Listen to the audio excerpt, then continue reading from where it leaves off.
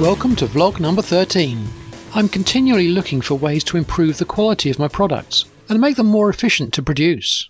I've been using an airbrush for many years now to lay down the base colours for my models prior to painting, but I wanted something better to allow me to recreate the model patterns on Luftwaffe aircraft. I contacted my local airbrush supplier at Model Innovations, and after a demonstration I decided to invest in a Harder and Steenbeck Evolution Silverline 2-in-1. This is a German-made precision double-action airbrush and is more than capable of achieving the quality of finish I'm after. The 2-in-1 comes with a 0.2 and a 0.4mm nozzle and a 2 and 5ml paint cup. It comes in a card slipcover and is housed in a smart yellow case. It is a beautiful piece of German engineering and it feels so comfortable to hold. Being a dual-action airbrush, the trigger is depressed to start the airflow and then pulled back to regulate the paint flow. The further you pull back the trigger, the further the needle is withdrawn, opening the aperture wider to let more paint through. The larger paint cup just screws into place, and the alternative needle and nozzle is housed in a protective tube.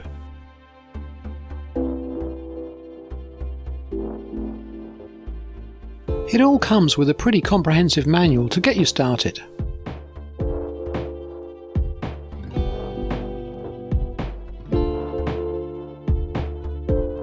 I have a large garage compressor, which I use to run the casting machine. This has 2 outlets, and I wanted to use one of these to run the new airbrush. My only problem was how to connect my new beauty to the beast. I bought a lot of connectors to hook everything up, and this is what I eventually came up with. I first found a quick release which I could screw onto the compressor. This then needed a male end.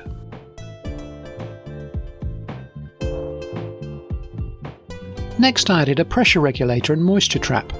This adjuster is essential to get the best paint flow from the airbrush. The regulator is a one-way device, so the male fitting goes onto the input side.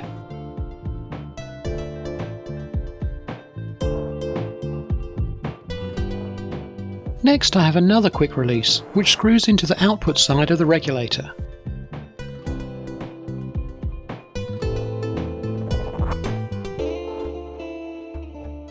Then a different size male fitting goes into the quick release.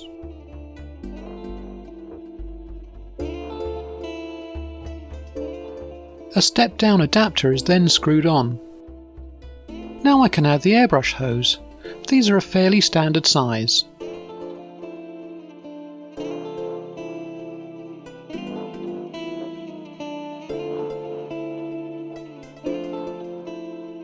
Finally, a Harder and Steenbeck quick release is screwed into place.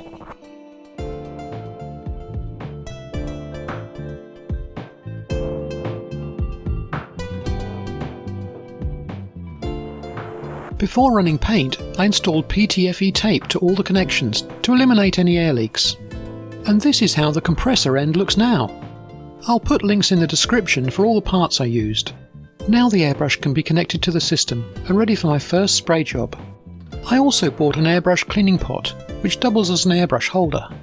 For this demonstration, I'm using Vallejo Model Air paint. This is pre-thinned and specifically for spraying with an airbrush. Just a few drops in the cup will be enough. A little paint goes a long way.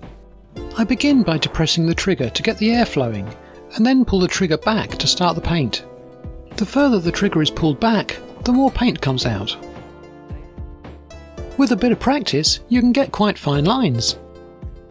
I think I need a lot of practice.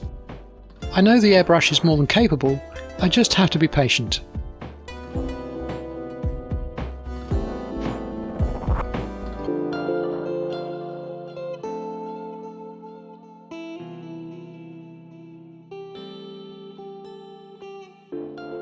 And this is what I bought the airbrush for, Luftwaffe mottling.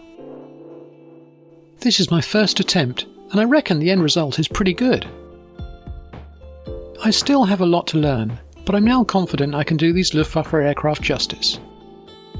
And here's the finished model. This is a Focke Wulf FW190 D13 in 1/48 scale. This is my production prototype, where I discover and iron out issues with the model. Yellow 10 was captured by the Allied forces at the end of the war, and after many derelict years it was restored and now resides in the Flying Heritage and Combat Armour Museum in America. It's a limited edition of only 10 worldwide and comes complete with 2 new figures. So if you want one, you're going to have to move pretty quickly. You can either give me a call, send me an email, or order through the website.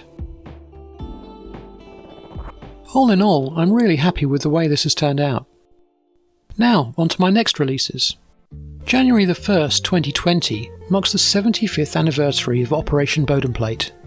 This was the last major offensive by the Luftwaffe in World War II. The objective was to destroy as many Allied aircraft on the ground as possible and achieve air superiority. Despite the destruction of hundreds of Allied aircraft, which were quickly replaced, the Luftwaffe lost many of its own most experienced pilots. To mark this anniversary, I'm working on 2 new 1:48 scale limited editions, the Messerschmitt Bf 109K4 and the North American P-51D Mustang. The Bf 109K4 was flown by Herbert Huss of JG-11, which attacked airfield Y-29 on the morning of January 1st, 1945. Huss was an inexperienced pilot and was shot down by anti-aircraft fire, becoming captured by the Allied forces. The P-51D is the aircraft of Lieutenant Colonel John C. Meyer, who was the CO of the airfield Huss attacked in his 109K. Meyer led the fight back against the marauding Luftwaffe and was awarded the Distinguished Service Cross for his actions. The P-51 has been a glaring omission from the 148 range for a long time, and now is the perfect time to finally sculpt it. The 3D model for the P-51D is already well advanced, as you can see from these rendered images. Now I just have to get it 3D printed and into production. If only it were that simple. But that'll have to wait till the next episode. I hope you enjoyed my vlog. If you did, hit the like button and subscribe to my channel so you can see the next episode when it goes live. If you have any questions, just leave them in the comments and I'll get back to you. Thanks for watching.